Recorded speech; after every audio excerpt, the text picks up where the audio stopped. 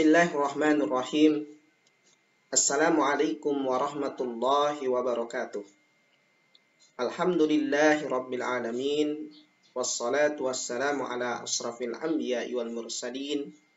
Sayyidina Muhammadin wa ala alihi wa sahbihi ajma'in, amma ba'du.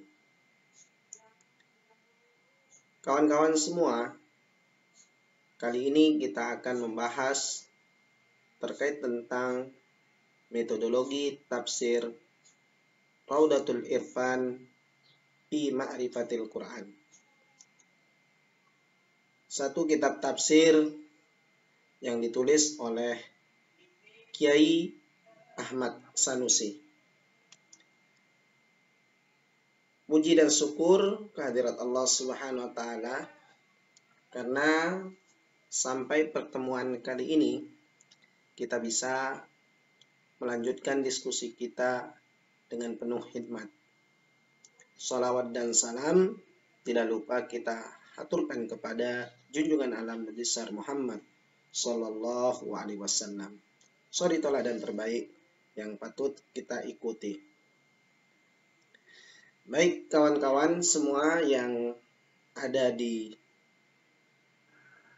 ruang ini, kita akan membahas bagaimana tafsir yang ditulis oleh Kiai Ahmad Sanusi, bagaimana metodologinya.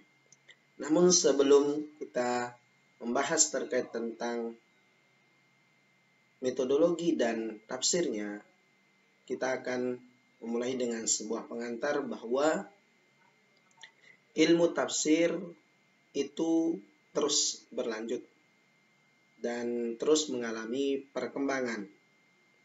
Bukan hanya di Arab saja, akan tetapi berkat kegigihan, perhatian para ulama, dan adanya upaya penyebaran dakwah Islam di berbagai penjuru dunia termasuk Indonesia, maka penyebaran kajian tafsir ini terus meluas. Sebab tafsir adalah aturan yang menjawab permasalahan zaman. Maka setiap kali terdapat ungkapan di dalam Al-Quran yang susah untuk dipahami, ulama mencoba menjelaskan dan mencari ungkapan yang mendekati maksud firman Allah Subhanahu wa taala dalam kitab sucinya dengan taufik dari Allah Subhanahu wa taala. Perkembangan tafsir di Nusantara dimulai dengan penetrasi dan penyebaran ajaran Islam melalui para mubalik dari berbagai latar belakang dan profesi dan daerah asal yang berbeda-beda. Bagi mereka, mendakwahkan atau menyebarkan ajaran Islam atau memperkenalkan Al-Quran kepada pemeluk Islam adalah merupakan langkah pertama di dalam berdakwah. Mempelajari kitab suci Al-Quran, memahami isi Al-Quran, sangat penting jika seorang ingin menjadi muslim yang baik. Karena Al-Quran sebagai pedoman hidup, dengan demikian perkenalan penduduk Nusantara dengan Al-Quran, bernegara dengan diterimanya agama Islam oleh penduduk Nusantara, meskipun pengenalan awalnya tidak bersifat akademis. Akan tetapi, dengan memperkenalkan isi kandungan Al-Quran, maka ini adalah satu jalan untuk bisa memahami ajaran Islam melalui kitabnya, yaitu Al-Quranul Karim. Sejarah mencatat bahwa kajian ilmu tafsir di Indonesia terbagi menjadi 4 periode. Pada periode klasik, kisaran 6 sampai ke 9. Maksudnya abad ke-6 sampai dengan abad ke-7 sampai dengan abad ke-15. Kemudian pertengahan itu mulai dari abad ke-16 sampai dengan abad ke-18. Kemudian periode modern itu dari abad 19 sampai dengan pra-modern, yaitu abad 19 dan periode modern yaitu pada saat sekarang ini. Evolusi tafsir Al-Quran sejak 10 tahun terakhir tentu terdapat perbedaan dan perubahan di masa nuansa tafsirnya, mulai dari metodologi, karakteristik, model hingga konteks penafsiran. Menilik tafsir Al-Quran, Islah Gusmian mengungkapkan 5 nuansa dalam tafsir Indonesia. Yang pertama, nuansa linguistik menjelaskan runtutan kata dalam Al-Quran, kemudian variasi kebahasaan dan variasi struktur semantik dengan kata lain. Kedua, nuansa sosial menekankan pada representasi ayat-ayat Al-Quran dalam hal akurasi redaksional, penafsiran ayat-ayat dalam kaitannya dengan tujuan Al-Quran dan komunitas masyarakat. Kemudian yang ketiga, munculnya nuansa teologis dan metode rasionalis, membawa interpretasi yang berbeda ke dalam masyarakat muslim. Oleh karena itu, penafsiran Al-Quran banyak didasarkan pada keinginan untuk mempertahankan beberapa pemikiran yang berkembang saat itu. Kemudian yang keempat, nuansa tasawuf. Tafsir yang menggunakan jenis ini ada 2 macam. Yang pertama berdasarkan tasawuf nazari atau teori. Mereka lebih condong dalam menafsirkan Al-Quran berkonsep dengan teori sufi yang seringkali bertentangan dengan makna zahir dan memiliki makna linguistik yang berbeda. Kemudian yang kedua, berdasarkan tasawuf amali, menjelaskan ayat-ayat Al-Quran berkonsep pada tanda-tanda sugestif yang dilihat para sufi di suluk-suluk mereka. Kemudian nuansa yang kelima, tafsir Al-Quran bernuansa psikologis, yakni analisis yang menekankan pada dimensi kejiwaan manusia.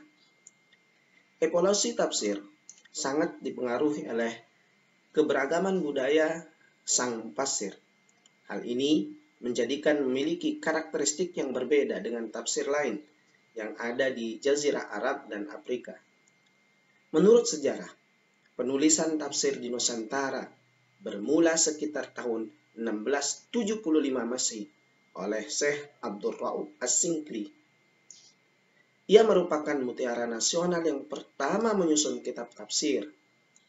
Tafsir yang berjudul Terjemahan Al-Mustafid ditulis dalam bahasa Melayu. Abdul Rauf Singkli lahir dan besar pada masa pemerintahan Sultan Iskandar Muda yang saat itu berada di puncak kejayaan sebagai sultan atau sebagai raja. Pada tahun 1643, beliau pergi untuk belajar ke Timur Tengah. Setelah masa Syekh Abdul Rauf As-Singkli, perkembangan tafsir pada para ulama Indonesia mengalami stagnasi. Meluasnya pemahaman yang melarang penerjemahan dan penafsiran Al-Quran, kurangnya tradisi literasi di lembaga pendidikan agama dan pesantren tradisional, sulitnya memperoleh alat-alat tulis, dan hegemoni Belanda menghambat produktivitas ulama. Sahabat, teman-teman semua, sehingga pada tahun 1887 masih lahirlah tafsir Marah Labid berbahasa Arab di Mekah yang ditulis oleh Syekh Nawawi Al-Bantani kisaran tahun 1813 Masehi sampai dengan 1897 Masehi. Gagasan bahwa melarang menerjemahkan Al-Quran masih dirasakan di kalangan kritikus Indonesia awal abad ke-20. Mahmud Yunus adalah salah satunya. Namun, dia bersikeras menulis tafsir Al-Quran untuk memberikan pemahaman kepada mereka yang tidak mengerti bahasa Arab. Tafsir ini ditulis dalam rentang waktu yang cukup lama karena terputus ketika ia melanjutkan studinya ke Mesir.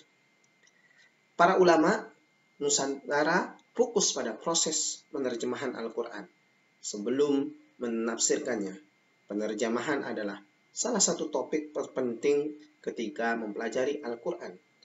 Al-Quran telah diterjemahkan ke dalam sebagian besar bahasa utama di dunia. Juga telah diterjemahkan ke dalam bahasa daerah di berbagai pelosok Nusantara. Sebagai contoh, di wilayah Tatar Pasundan, terjemahan Al-Quran dalam bahasa Sunda diketahui telah berkembang jauh sebelum abad ke-18 dengan berdirinya kekuasaan Islam di Cirebon dan Banten. Pada tahun 1579 Masehi, hal ini tidak lepas dari jaringan pesantren-pesantren di timur di Tatar Sunda, Pasundan yang menggunakan bahasa Sunda sebagai bahasa pengantar dalam proses pembelajaran Al-Quran. Awal abad ke-20, Mustafa mulai menulis kitab tafsir Al-Quranul Azim berbahasa Sunda dalam aksara Pegon. Bersamaan dengan itu Ahmad Sanusi aktif menulis tafsir dalam bahasa Sunda dan Melayu. Di antaranya Malja At-Talibin, Raudatul Irfan, Tamuzijatul Muslimin, dan banyak lain karya-karya yang tertulis dalam bahasa Sunda. Malja At-Talibin adalah tafsir Pegon Sunda yang ditulis dalam 28 jilid tipis dengan 9 juz, yaitu Quran Surat Al-A'raf ayat 7. Raudatul Irfan juga termasuk dalam aksara Pegon yang ditulis dengan sistem terjemahan interlinear atau interlinear logat gantung. Penafsiran ditempatkan di samping kiri dan kanan pada tiap halamannya. Tafsir ini terdiri dari dua volume, yaitu juz 1 sampai dengan 15 dan juz 16 sampai dengan 30. Berbeda dengan kitab tafsir Ahmad Sanusi sebelumnya, Tamzijatul Muslimin, yang menuai kontroversi, tafsir Raudatul Irfan diterima dengan baik oleh pihak pondok pesantren dan masyarakat Tatar Pasundan atau Tatar Pariangan. Kitab ini dicetak berulang kali dalam jumlah lebih dari 50 cetakan. Kitab tafsir Raudatul Irfan adalah salah satu dari sekian banyak buku pegangan pondok pesantren di Jawa Barat hingga pada tahun 90-an. Sebagaimana pernyataan dari Pan Brunison. Ada sebuah pernyataan dari A.H. Jones dan Howard Vandersfield bahwa perkembangan penelitian tafsir di Nusantara merupakan jiplakan dari studi tafsir di negeri Arab, karena kajian tafsir di pesantren atau madrasah banyak menggunakan literatur ulama Timur Tengah, seperti kitab tafsir Jalalain karya Al-Imam Asyuyuti. Namun, Wardani membantah penilaian tersebut. Meskipun tafsir Nusantara telah dipengaruhi tafsir Timur Tengah, bukan berarti tafsir Nusantara tidak memiliki orisinalitas dan karakter tersendiri. Ia juga mengatakan bahwa orisinalitas bukan hanya pada produk tafsir, tetapi yang sangat mendasar adalah metode penafsiran yang menjadi garis besarnya. Metode merupakan faktor penting yang menopang keaslian tafsiran Nusantara. Setelah menyebutkan beberapa ulama yang telah menulis kitab-kitab tafsir dengan menggunakan bermacam-macam bahasa, metode, corak, dan sumber penafsiran, maka hari ini kita akan membahasnya terkait tentang tafsir, bagaimana metodologi tafsir Raudatul Irfan fi Ma'rifatil Quran yang ditulis oleh Kiai Haji Muhammad Sanusi, dan bagaimana metode corak penafsirannya. Baik, sebelum kita lanjut, kita ngopi dulu.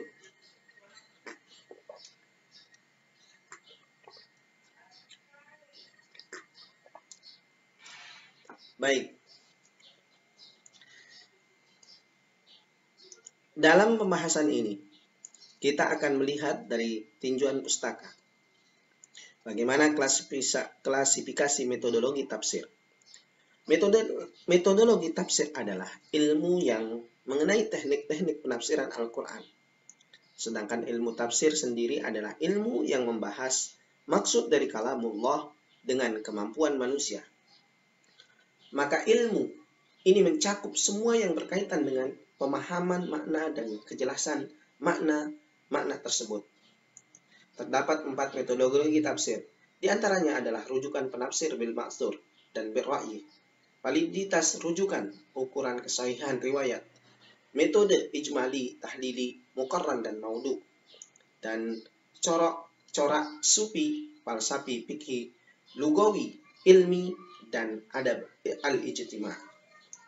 Sedangkan menurut penuturan Nasaruddin Baidan bahwa pemetaan tafsir di Indonesia ada unsur, yaitu unsur eksternal dan unsur internal.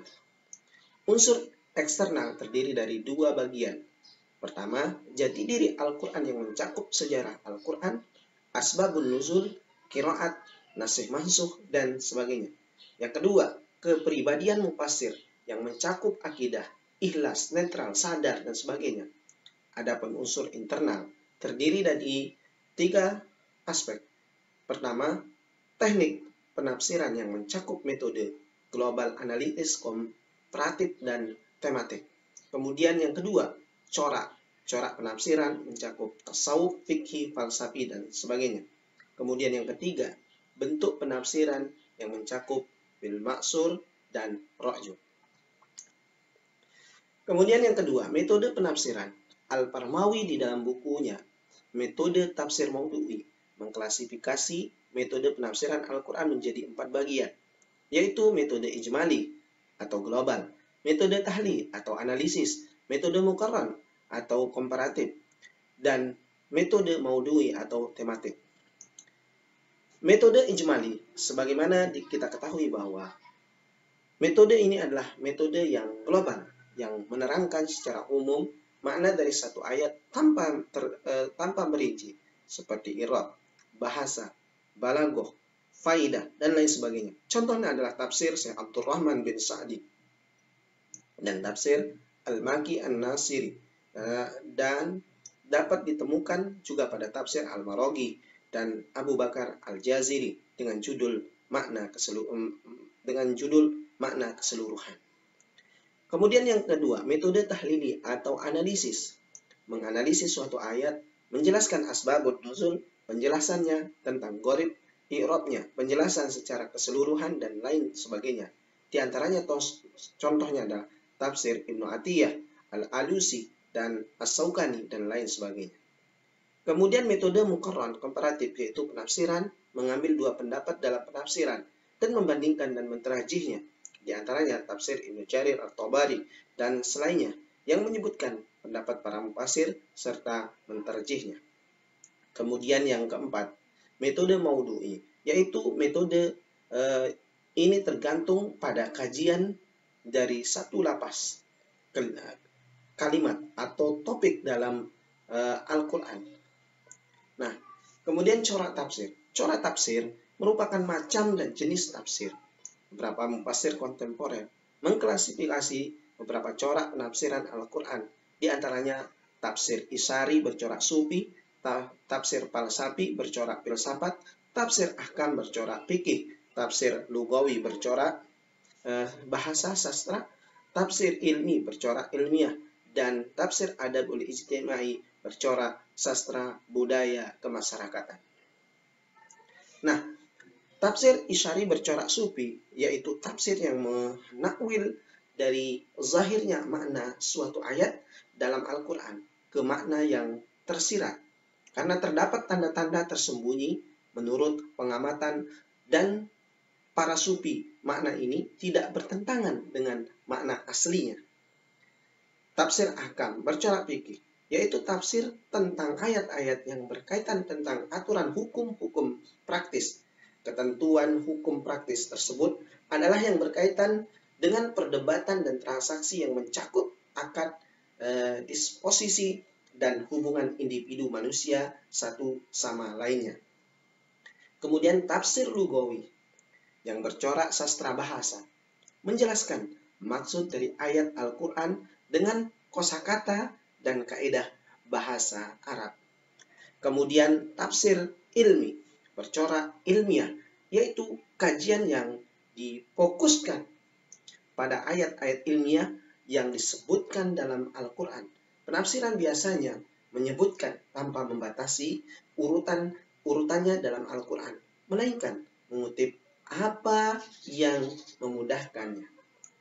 Kemudian tafsir dengan corak adabul ijtimai, sastra budaya, yaitu usaha penafsiran untuk membuktikan keabsahan Al-Quran yang berisi pedoman bagi seluruh umat manusia di era baru dengan mengungkapkan konsep panduan konotasi Al-Quran yang membahas segala persoalan berkaitan tentang kehidupan manusia, terutama persoalan-persoalan yang memiliki peran dan membangun masyarakat.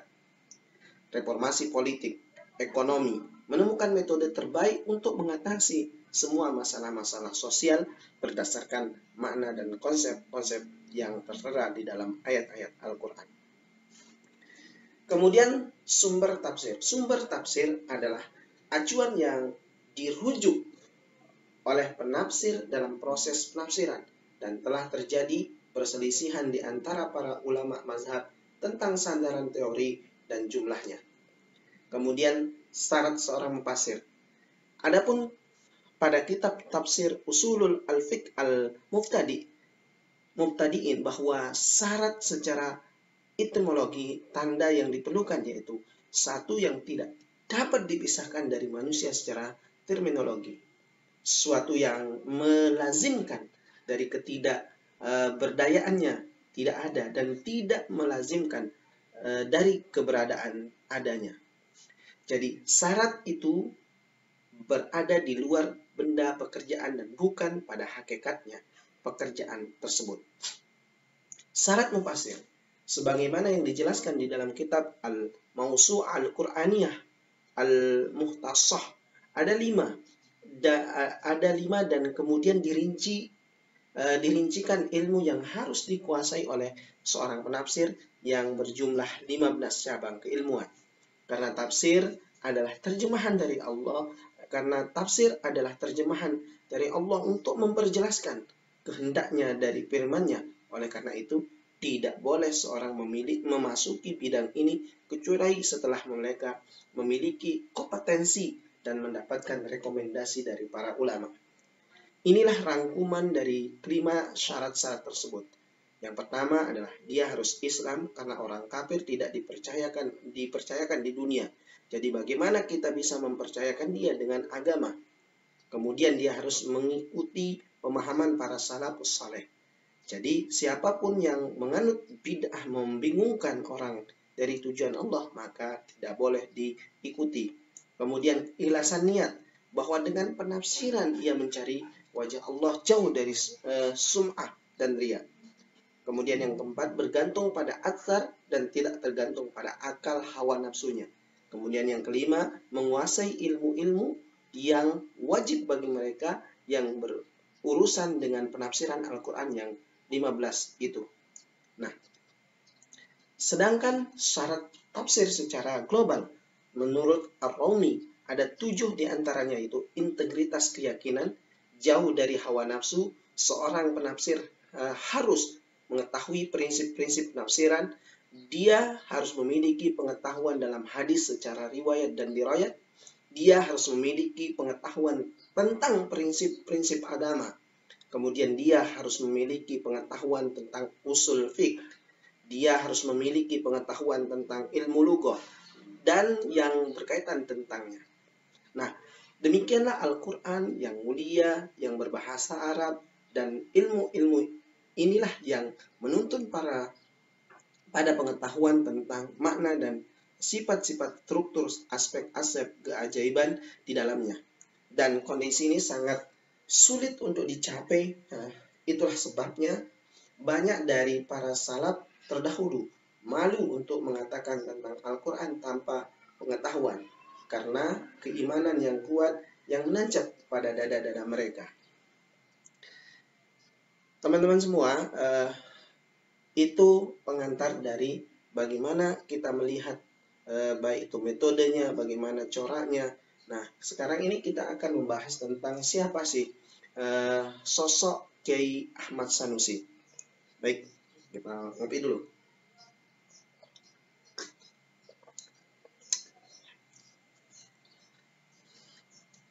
Biografi Kiai Ahmad Sanusi. Pada malam Jumat tanggal 12 Muharram 1306 Hijriah, bertepatan dengan tanggal 18 September 1888 Masehi, Ahmad Sanusi lahir di kampungnya Centayan, Desa Centayan, Kecamatan Centayan, Kabupaten Sukabumi. Dulu namanya Kampung Centayan, on Distrik Cikembar, Distrik Cibadak, Apedeling, Sukabumi. Beliau merupakan putra dari Kiai Abdurrahman dan Ibu Empok. Beliau anak ketiga dan mempunyai 8 saudara. Ayah beliau, Kiai Abdurrahman, adalah seorang ajengan yang memimpin pesantren Centayan yang sebelumnya merantau bersama ayahnya Yasin dari Tasikmalaya menuju Sukabumi. Haji Yasin merupakan keturunan Syekh Haji Abdul Muhyi yang menyebarkan ajaran Islam di Tasikmalaya Selatan, yakni di Pamijahan. Sebagai putra seorang Kiai, Ahmad Sanusi menjadi pusat perhatian bagi banyak kalangan santri dan masyarakat yang berkembang pada saat itu. Meski begitu, Ahmad Sanusi adalah anak yang normal dan perilaku sebagaimana anak kecil lainnya. Antara usia 7 sampai dengan 10 tahun, ia sering bergabung dengan rekan-rekannya mengembala kambing, kerbau, atau kuda yang sering digunakan untuk kereta dan sadu. Beliau menerima pendidikan agama secara langsung dari ayahnya. Ketika beliau beranjak dewasa, ayahnya memintanya agar belajar di luar pondok pesantren Centayan. Pada usia 17 tahun, tepatnya pada tahun 1905, Masehi, Ahmad Sanusi memulai pengembaraannya dalam menuntut ilmu di banyak pesantren di Tatar Pasundan. Di antaranya Cisaat, Sukaraja, Sukabumi, Cianjur, Garut, dan Tasikmalaya. Beliau selesaikan pendidikan di pesantren tersebut dengan jangka waktu 4,5 tahun. Setelah itu, beliau menikah dan berziarah ke Mekah untuk menunaikan ibadah haji pada tahun 1910 Masehi. Kemudian beliau dan istrinya memutuskan untuk tinggal di Mekah selama 5 tahun untuk memperdalam ilmu agama dari para ulama. Selanjutnya, beliau menjadi terbiasa mengunjungi ulama dan aktivis Nusantara yang tinggal di Mekah pada saat itu untuk bertukar pendapat dan memperdalam ilmu. Beliau ikut mendirikan PUII dan PUI bersama para ulama. Pada November 1926, beliau beserta santri pondok pesantren Genteng Babakan Sirna bergabung dalam gerakan perlawanan terhadap penjajah. Akibat dari gerakan tersebut, beliau ditahan selama 6 bulan di Sukabumi dan 7 bulan di Cianjur. Kemudian beliau diasingkan ke Tanah Tinggi, Jakarta selama 7 tahun, kisaran tahun 1927 sampai dengan 1934 Masehi oleh pemerintah kolonial Belanda. Pada masa kemerdekaan, Kiai Ahmad Sanusi adalah seorang tokoh Serikat Islam yang mengakibatkan beliau ditahan oleh Belanda selama 7 tahun di Jakarta. Selama di tempat pengasingan, beliau menulis kitab pada tahun 1931 Masehi, mendirikan organisasi bernama Al-Ittihad Al-Islamiyah. Beliau adalah sosok penceramah yang sangat tangguh. Beliau multidisiplin ilmu juga, penulis yang produktif dan hebat. Karyanya berdasarkan pengakuannya yang tercantum pada lampiran daftar orang Indonesia terkemuka di Jawa yang tercatat dalam nomor R.A.31 nomor 2119 terdiri dari 125 judul buku. Ada 23 judul karya, 23 judul beliau yang berbahasa Indonesia Melayu dan sisanya berbahasa Sunda. Karya-karya yang ditulis dalam bahasa Indonesia adalah Tafsir Malja'at Talibin, Fadilatul Kasbi, bab kasab dan ikhtiar, Miftahur Rahmah, bab Hadijah, Tamsyiatul Muslimin, kemudian bab wudu, bab bersentuhan, di Jam'atul Gudur, bab ayah dan ibu, dan Yasin Waqiah logat gantung dan penjelasannya. Kemudian Asmaul Husna beserta makna dan kegunaannya. Tahzirul Abkar, penolakan kitab Tahsyibul Akfar. Kemudian Lu'lu' an-Nadis, ilmu tauhid. Kemudian Tauhidul Muslimin. Al-Jawahirul Bahjah, tentang tata krama istri. Kemudian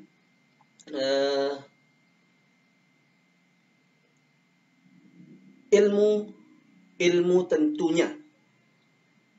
Kemudian pembahasan jurumiyah, Hulyatul Akli atau murtad, Ad-Dalail, bab istighfar, Fatul Muqlatin pada posisi Jum'ah, Nurul Yakin, penolakan Ahmadiyah, penolakan Futuhat, Silahul Arifin, Miftahul Jannah. Nah, beliau merupakan orang asli Sukabumi yang aktif di pentas nasional sejak tahun 1920-an hingga tahun 1950-an. Kiprah beliau ditulis oleh tinta emas sejarah perjuangan kemerdekaan Republik Indonesia. Oleh karena itu, tidak heran jika beliau dinobatkan sebagai salah satu pelopor kemerdekaan oleh pemerintah Republik Indonesia.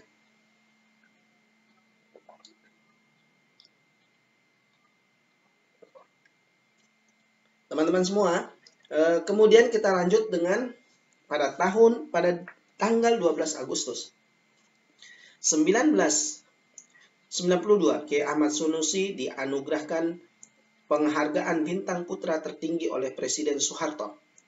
Pada tahun 2009, tepatnya 10 November, di bawah arahan Dr. Haji Susilo Bambang Yudhoyono atau yang kita kenal sebagai SBY sebagai Presiden Republik Indonesia, Ahmad Sanusi dianugerahi Bintang Kehormatan Mahaputra Adi Pradana untuk kedua kalinya, diterima oleh ahli warisnya di Istana Negara.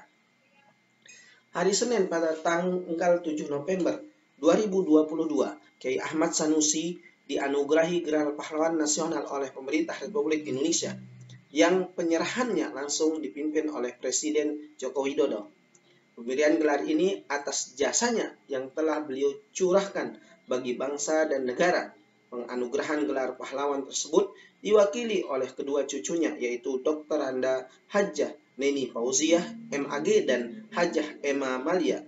Keduanya anak dari Kiai Haji A.M. Badri Sanusi. Kemudian menurut hasil dari wawancara Dr. Ahmad Munadi Soleh, MSI, dengan salah satu istrinya yang bernama Siti Maryam tentang detik-detik terakhir sebelum Kiai Ahmad Sanusi meninggal dunia, istrinya menyampaikan bahwa tidak ada seorang pun yang menyangka jika pada malam hari itu Ahmad Sanusi akan meninggal di atas pelukannya. Saat itu, 31 Juli 1950, setelah Ahmad Sanusi menaikkan sholat maghrib berjamaah seperti biasanya, beliau mengajar murid-muridnya hingga tiba waktu Isya. Usai sholat Isya berjamaah, Ahmad Sanusi mengajak para santri keluar masjid dan bergiliran memandang bulan dan bintang seraya mengatakan bahwa seorang akan mati malam itu atau besok paginya. Kemudian Ahmad Sanusi pulang ke rumah, beliau memanggil istrinya bahwasanya ia ingin tidur. Istrinya membawakannya kain dan handuk terbaik dan meletakkan tangannya karena beliau menginginkan tidur di pangkuan istrinya tanpa bantal. Ahmad Sanusi sambil berbaring di pelukan istrinya dan meminta istrinya membacakan ayat-ayat tauhid. Istrinya kesakitan dan pegal lalu mencoba membangunkan. Tidak disangka Ahmad Sanusi langsung tergeletak dan tak berdaya. Istrinya merasa bingung dan kaget situasi itu. Dia kemudian pergi ke dapur dan menemui pelayannya agar memeriksa kondisi Kiai Ahmad Sanusi. Setelah pelayannya memeriksa Ahmad Sanusi, tiba-tiba pelayan itu jatuh di tanah setengah pingsan dan mengabarkan bahwa Kiai Ahmad Sanusi telah meninggal dunia. Itulah kemuliaan dan yang dimiliki oleh Ahmad Sanusi sebagai seorang yang sangat alim. Beliau juga seolah-olah tahu diri kapan akan meninggal dunia. Inilah kelebihan dari orang-orang alim. Kemudian pelajaran yang bisa kita ambil, bagaimana Ahmad Sanusi itu sangat dekat dengan para santrinya. Bahkan dari cara kematian ini mengajarkan bahwa kematian beliau seolah-olah mengatakan kepada santrinya bahwa kematian itu bisa saja terjadi kapan dan dimanapun berada. Dan bagaimana kita lihat romantisme beliau sebagai seorang suami, dan yang akan mengantarkan kepada bagaimana seorang suami harus menjadi teladan untuk istrinya. Baik, kawan-kawan semua, itu riwayat dari Kiai Ahmad Sanusi. Kemudian selanjutnya kita akan membahas tentang kitab Raudatul Irfan fi Ma'rifatil Quran. Di antara alasan Ahmad Sanusi menulis kitab tafsir ini adalah agar memudahkan masyarakat Sunda dalam mengkaji dan mengeksplorasi isi Al-Quran dan merespon kebutuhan intelektual dalam bidang keagamaan bagi masyarakat Sunda. Di samping itu, Ahmad Sanusi juga mempunyai motivasi yang sangat tinggi dalam mendakwahkan ilmu kepada masyarakat. Juga gemar sekali menulis buku-buku yang bertemakan tentang syariat Islam. Ahmad Sanusi sangat produktif membuat karya inilah dan diakui sebagai salah satu ulama di tataran Sunda yang produktif menelurkan ilmu-ilmu berupa buku-buku bersama dengan Raden Ma'mun Nawawi dan Abdullah ibn Nuh.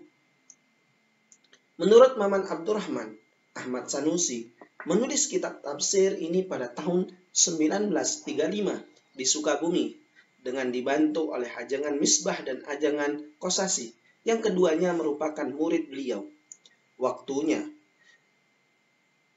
itu beliau baru saja pulang dari tempat pengasingan di Batavia, Sentrum, sekitar 7 tahun sebagai tahanan politik pemerintahan Belanda. Tafsir Raudatul Irfan fi Ma'rifatil Quran berisi 2 jilid buku. Jilid pertama dimulai dari juz 1 sampai dengan juz 15. Kemudian jilid kedua dimulai dari juz 16 sampai dengan 30. Proses penulisan jilid pertama dipelopori oleh Kiai Ahmad Sanusi dan 30 muridnya. Para murid beliau dengan setia menghadiri pembacaan, merekam, menerjemahkan, dan menjelaskan setiap ayat-ayat Al-Quran yang didiktekan kepada mereka. Kemudian hasil dari mereka catat tersebut dikumpulkan oleh khatib beliau yang terpercaya, yaitu bernama Muhammad Busra. Kemudian Muhammad Busra mencatat ulang semua catatan santri dan menyerahkan kepada Kiai Ahmad Sanusi agar disetujui dan diperbaiki. Setelah disetujui, maka teks tersebut diterbitkan. Sepeninggal Muhammad Busra, beliau mengangkat seorang khatib baru yang bernama Muhammad bin Yahya.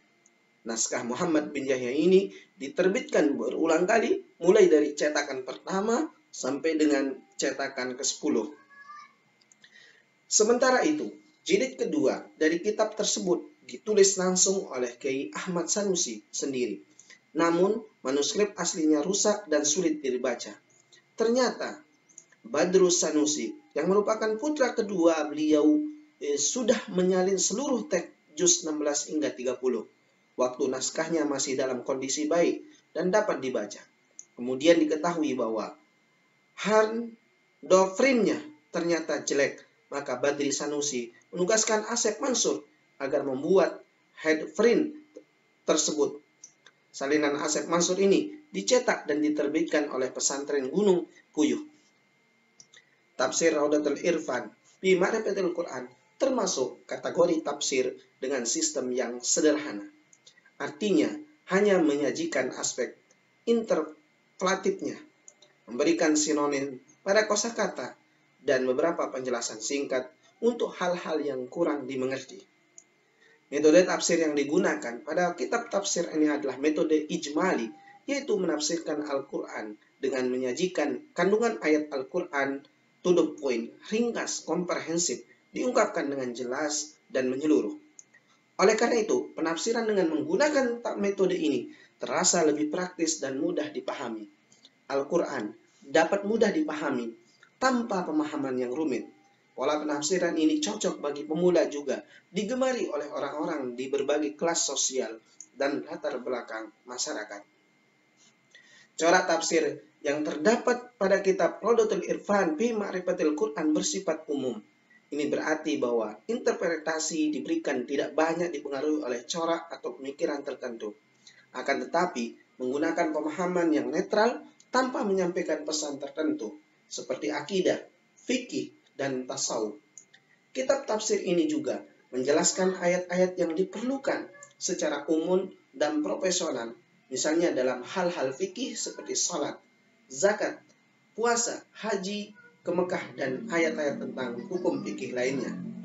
Kitab tafsir Rawdatul Irfan fi Ma'rifatil Quran ini juga diteliti lebih mendalam, maka kita akan dapati bahwa kitab tafsir ini bercorak fikih. Misalnya, menurut Ahmad Sanusi pada tafsir surat Al-Fatihah, beliau mengatakan membaca surat Al-Fatihah saat sholat hukumnya wajib menurut mazhab Syafi'i, Maliki, dan Hambali.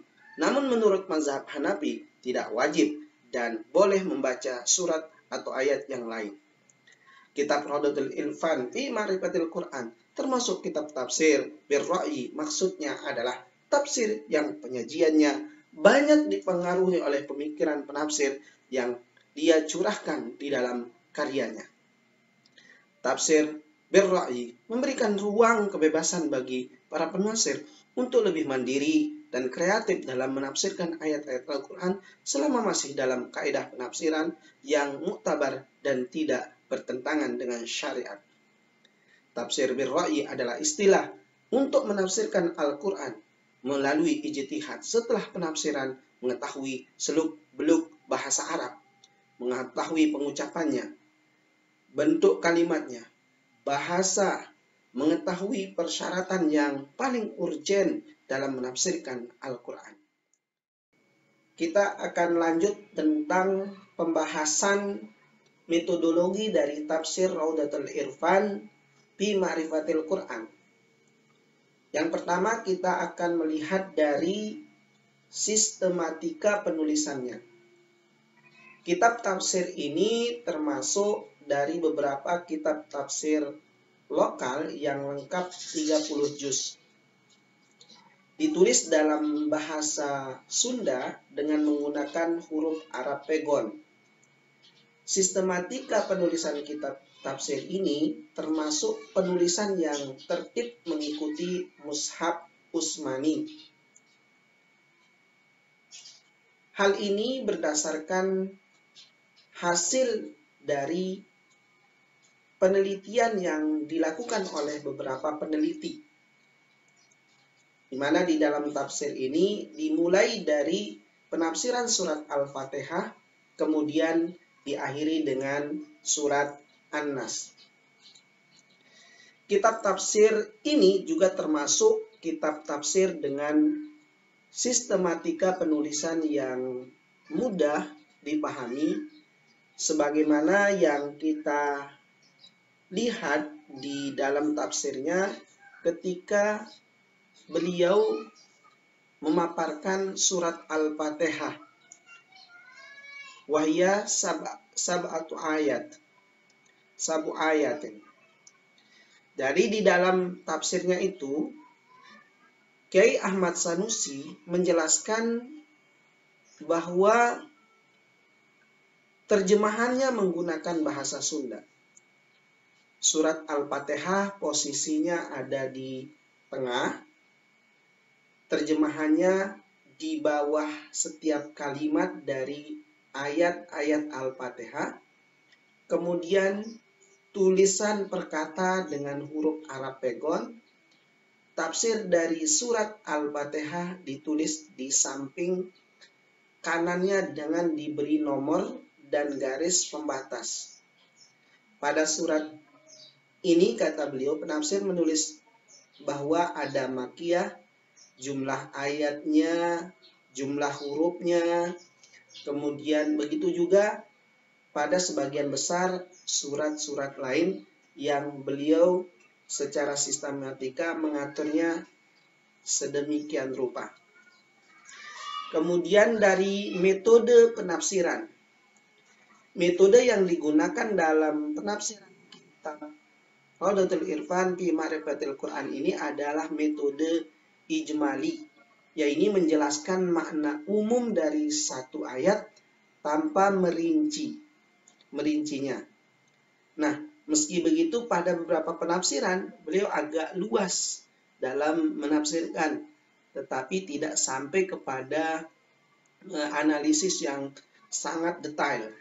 Misalnya di dalam Quran surat Al-Mu'minun, qad aflahal mu'minun allazina hum fi salatihim khasi'un wallazina hum 'anil lagwi mu'ridun wallazina hum lizzakati fa'ilun wallazina hum lifurujihim hafizun illa ala azwajihim aw ma malakat aymanuhum fa innahum ghairu malumin faman ibtagha wara'a zalika fa ulaika humul adun wallazina hum li amanatihim wa ahdihim ra'un wallazina hum ala salatihim yuhafizun ulaika humul warisun allazina yarisunal firdausi hum fiha khalidun. Nah, bagaimana beliau menafsirkannya dari ayat 1 sampai ayat berapa? Ayat 11 ya. Ahmad Sanusi menafsirkan dengan arti begini. Bukti ges bagja sakabeh jalma mukmin. Nyaeta sakabeh jalma anu marane hanana dina. Salatna eta sakabeh jalma pada khusuk jung handap asar kabeh. Jung sakabeh jalma ari eta sakabeh jalma tina perkara anu hancu aya gune ngajauhan kabeh. Jung sakabeh jalma ari eta sakabeh jalma kana pazakatan ngeluarkeun kabeh. Jung sakabeh jalma ari eta sakabeh jalma kana parjina ngarakasa kabeh.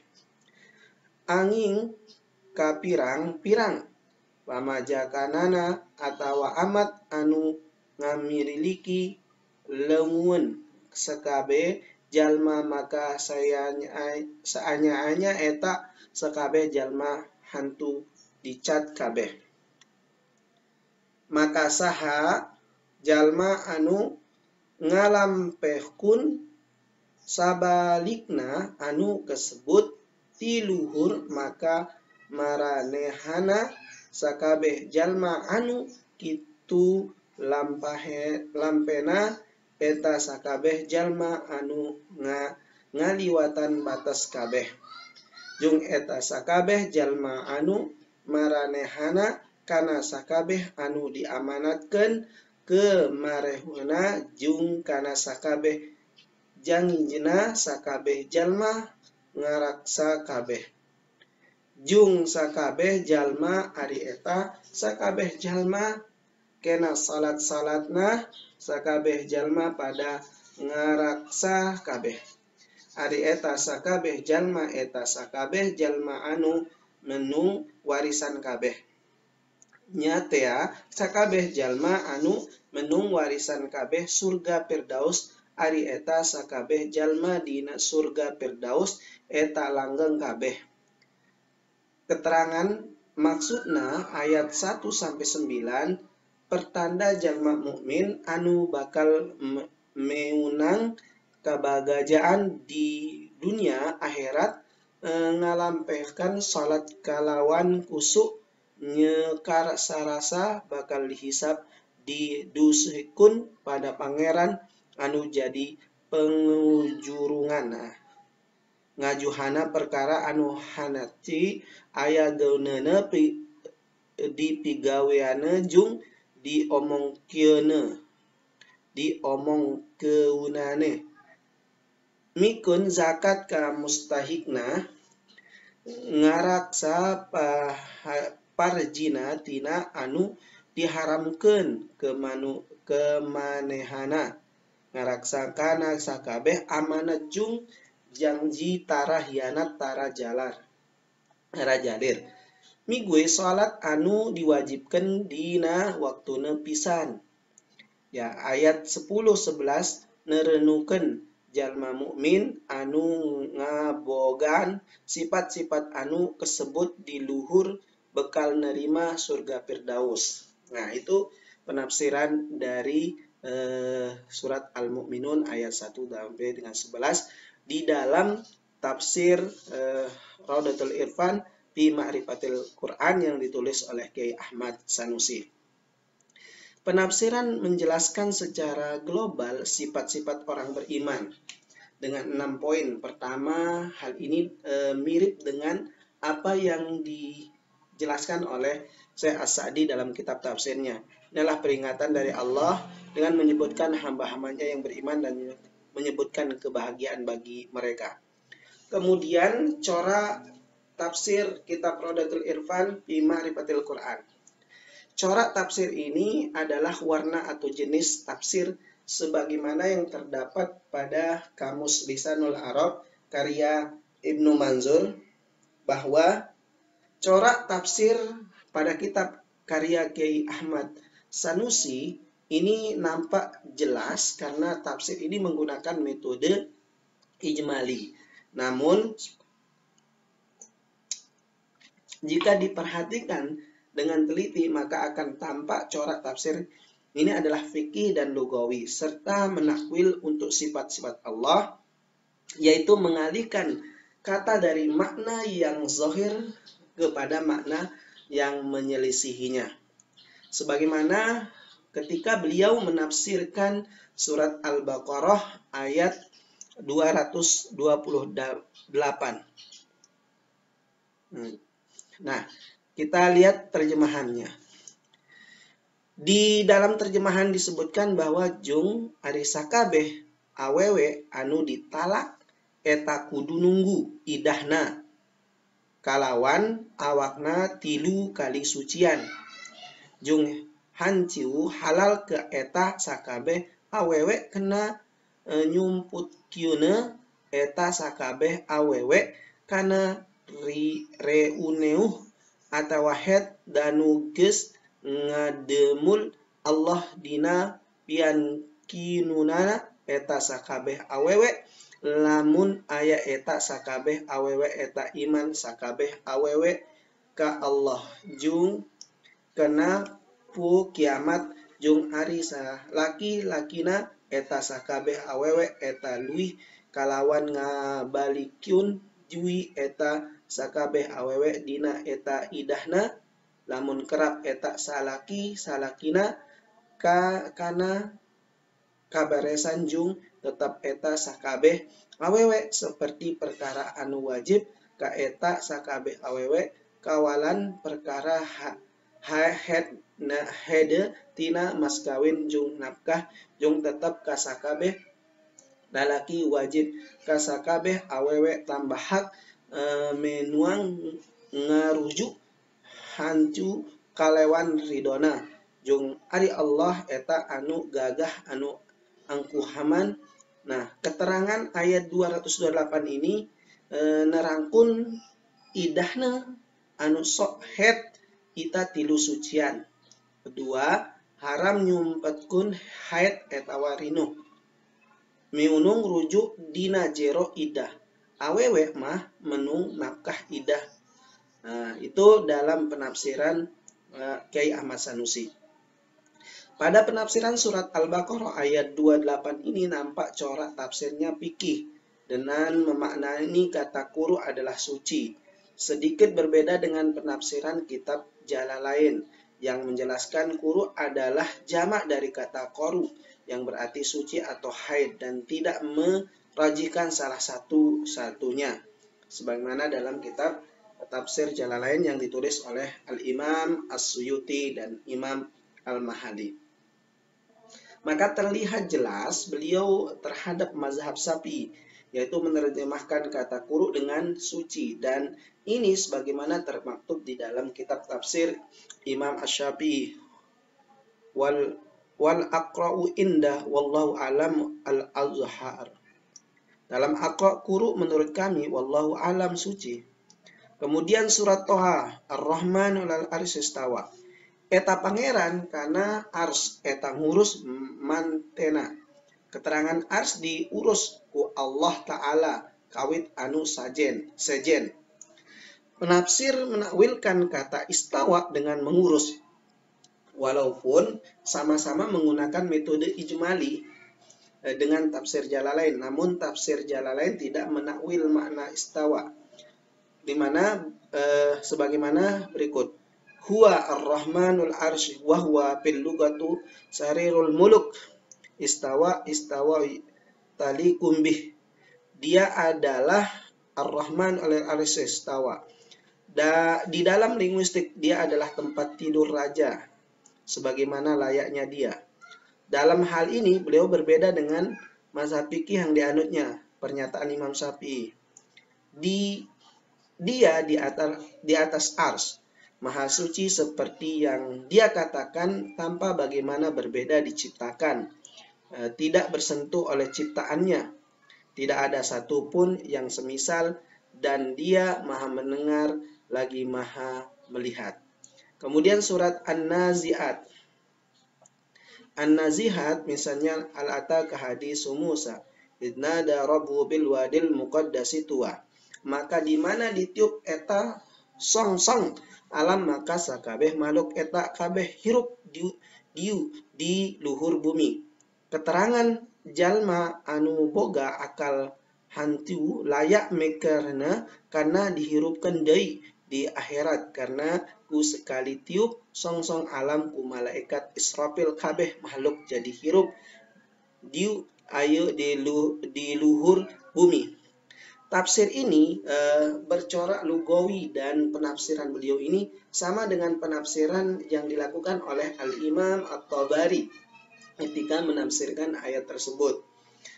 Dari dimana an Qatadah bisahirati qala faizahum yahrujuna min pawarihum fawqal ard. Jadi bisahirah, jadi ketika mereka keluar dari kuburan mereka itu di atas tanah. Nah, kemudian sumber penafsiran dari kitab Raudatul Irfan fi Ma'rifatil Quran ini, kitab tafsir Raudatul Irfan fi Ma'rifatil Quran ini adalah digolongkan kepada tafsir bir-ra'yi, yaitu tafsir Al-Quran sesuai ijtihad para mufassir dan pengetahuan mereka tentang bahasa dan prinsip-prinsip lainnya.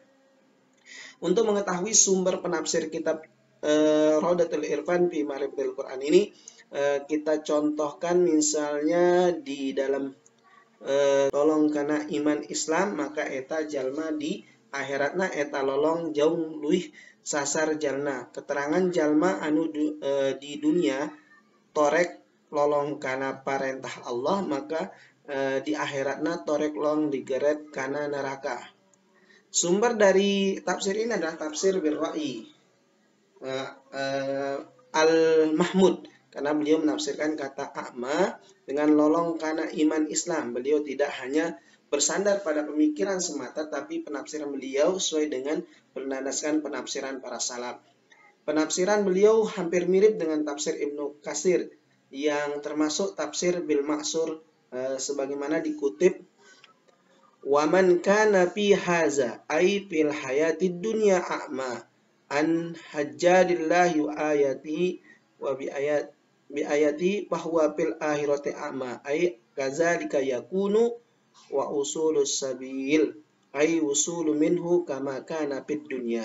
Dan siapapun yang ada di dalamnya, yaitu dalam kehidupan dunia itu buta pada hujah-hujah Allah, ayat-ayatnya dan bukti-buktinya, dia buta di akhirat, yaitu demikian juga dia akan dan lebih tersesat dari jalan, yaitu dan lebih sesat darinya seperti di dunia ini. Nah, jadi penafsiran juga hampir mirip dengan apa yang ditulis oleh As-Sa'di misalnya, di mana As-Sa'di menafsirkan Ra'yi bil Mahmudah, dan barang siapa di dunia ini buta kebenaran, dia tidak menerimanya, tidak mengkritiknya, melainkan mengkritik kesesatan. Jadi di akhirat dia buta dan dari mengambil jalan surga, sebagaimana dia tidak mengikuti di dunianya. Dan lebih sesat lagi jalannya, karena balasan setimpal dengan perbuatan. Sebagaimana kamu melakukan suatu, maka seperti itu pula kamu akan diperlakukan. Kemudian kelebihan dan kekurangan dari tafsir Raudatul Irfan fi Ma'rifatil Quran ini, setelah kita melakukan pengecekan dan dilakukan penelitian, setelah panjang lebar berbicara tentang sistematika penulisan, metode penafsiran, corak penafsiran dari sumber tafsir kitab Raudatul Irfan ini yang ditulis oleh Kiai Ahmad Sanusi ini, maka kita bisa menyimpulkan ada beberapa kelebihan dan kekurangannya. Di antara kelebihannya adalah pertama, banyak menyebutkan Makkiyah dan Madinah, jumlah ayat, jumlah kalimat, jumlah huruf pada hampir setiap awal penafsiran. Kemudian pembahasan tafsirnya yang ringkas, memudahkan pembaca untuk memahami maknanya secara langsung. Tidak bertele-tele dalam menjelaskan satu ayat yang dibahas. Ringkas, mudah dipahami, terutama bagi orang Sunda yang mampu membaca huruf Arab pegon. Sedangkan kekurangan dari tafsir ini antaranya terlalu singkat pembahasannya, sehingga tidak pas jika digunakan untuk bahan analisa dan perbandingan yang lebih mendalam. Sumber penafsiran menggunakan tafsir bil Ra'yi. Penerbitan kitab ini belum terkonfirmasi dan masih menggunakan cetakan manual. Tidak semua disebutkan Makkiyah dan Madinahnya, jumlah ayat dan jumlah kalimat pada setiap permulaan penafsiran. Dan yang paling penting itu adalah masih utuhnya menggunakan bahasa Sunda. Walaupun ini saya taruh sebagai kekurangan, tetapi nanti kalau ada yang ingin menerjemahkan ke dalam bahasa Indonesia itu akan lebih bagus. Itu pembahasan tentang metodologinya. Nah, di kesimpulan ini dapat kita simpulkan bahwa tafsir yang ditulis oleh Kiai Ahmad Sanusi ini adalah tafsir yang cukup bagus untuk kalangan lokal, termasuk Islam Sunda, orang-orang Islam Sunda. Kitab yang ditulis oleh beliau ini adalah tafsir Raudatul Irfan fi Ma'rifatil Quran. Sehingga kalau kita lihat, dapat kita rumuskan bahwa metode penafsiran kitab tafsir Raudatul Irfan fi Ma'rifatil Quran yang ditulis oleh Kiai Ahmad Sanusi ini adalah menggunakan tafsir ijmali dengan sedikit agak luas dibandingkan dengan kitab Jalalain. Nah, corak penafsirannya adalah fikih cenderung kepada mazhab Syafi'i dan lugawi, serta menakwil untuk sifat-sifat Allah, yaitu mengalihkan kata dari makna yang zahir tampak ke makna yang bertentangan dengan zahirnya. Sedangkan sumber tafsirnya adalah bir-Ra'yi al-Mahmud. Itu saja pembahasan kita terkait tentang kitab atau metodologi tafsir Raudatul Irfan di Ma'rifatil Quran yang ditulis oleh Kiai Ahmad Sanusi. Terima kasih kawan-kawan kan sudah menghadiri perkuliahan kita ini. Mudah-mudahan ini bisa menambah wawasan kita terkait tentang kajian tafsir Nusantara. Dan untuk lebih dalamnya, silahkan kawan-kawan untuk membaca kitab ini. Dan mudah-mudahan kedepannya kitab ini sudah ada tersebar dalam bentuk yang lebih bagus dan lebih bisa dinikmati oleh kaum Nusantara atau warga Indonesia. Terima kasih atas perhatiannya. Assalamualaikum warahmatullahi wabarakatuh.